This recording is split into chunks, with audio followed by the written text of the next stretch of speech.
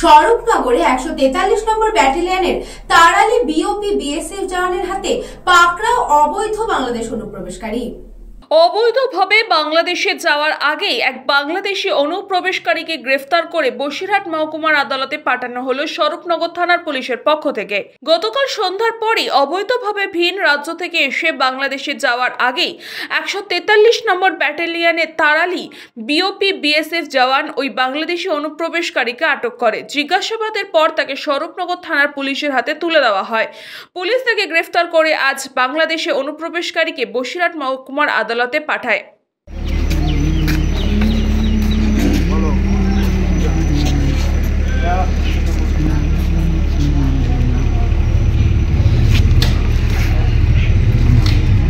Bureau report, news পঙ্গ time.